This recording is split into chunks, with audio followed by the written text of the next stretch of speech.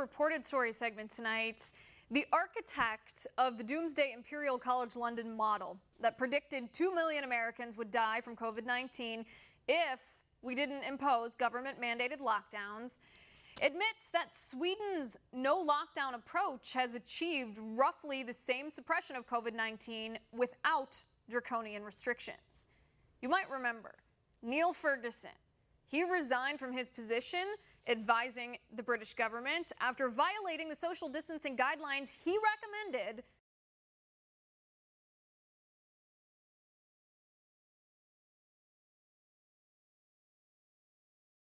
to commit adultery with a married woman. According to The Telegraph, however, and I quote, on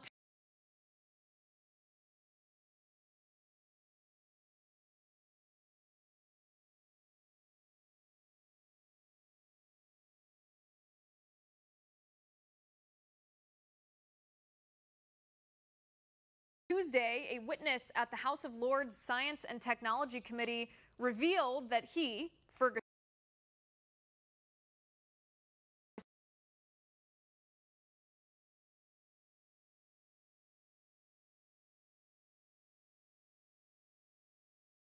United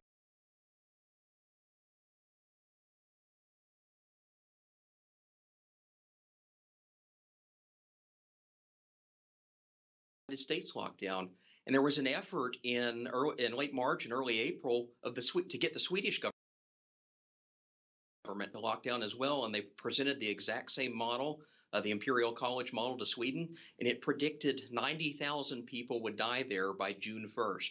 Well, June 1st just passed a couple days ago. Sweden's toll is it's still bad. It's at 4,500 people, but it's nowhere near what these apocalyptic predictions were projecting. So we've got a clear case of a model that is failing, and it's failing pretty catastrophically. Yeah, I think we also have a clear case of an idiot working for a government, the government not firing him, even though he's not correct here. So at the very beginning of this, when everyone was talking about the Imperial College London Neil Ferguson model, I said on this show, I said, well, listen, we need to look at the assumptions that underlie a model, because even Dr. Fauci, who I don't agree with a large amount of the time, said that a projection model is only as good as the assumptions that go into it, because we don't always have the facts, we don't have the data, so these modelers make assumptions. Well, one of the assumptions that Neil Ferguson made, he is now admitting that he was wrong about. He says, let me actually read this. He goes, the UK's high death toll is due in part to the fact that COVID-19 entered the country earlier than predicted and from unexpected sources. This is what he told the committee. We said at the very beginning that he was making an assumption about the seed date that seriously impacted his overall projection. Absolutely. Yeah, the dates were all wrong on the model. We're finding that out now. Not only that, they failed to realize how early this disease had taken hold, especially across Europe.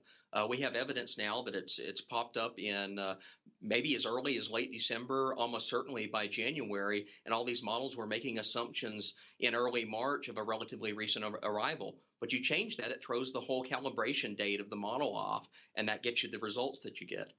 Second assumption where Ferguson went wrong, and you can go all the way back to the 2006 version of this paper that I think was applied to the swine flu. This is another one where he predicted 50,000 would die here and 100,000 would die there, that ended up being almost nonsensical.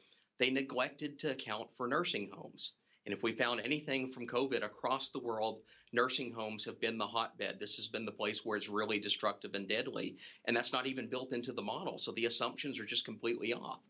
And that's the part, I guess, that I don't understand. This is not just exclusive to Neil Ferguson, by the way, although I'm obviously highly critical of his work. This applies to the United States and basically every other developed nation that I can think of that has long-term care facilities and nursing homes. But I don't understand why this wasn't anticipated, because it's a very basic tenet of science and medicine. My husband is a medical provider. He told me at the very beginning of this, when I was talking about learning basically about coronaviruses, he was like, oh yeah, coronaviruses sweep through nursing homes on a regular basis. They decimate nursing home populations on a regular basis.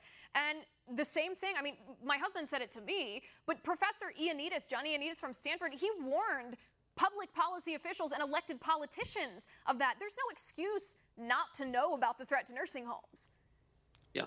Absolutely. And we know the first major outbreak in the United States, where was that? It was in Washington State in a nursing home community. So we had early evidence that this was a problem, and our government failed us. Governments around the world failed their own countries by not recognizing the nursing homes because they were too focused upon imposing like a society-wide social distancing mechanism that they neglected the one area that government might have been able to do something to really address this problem as it was emerging.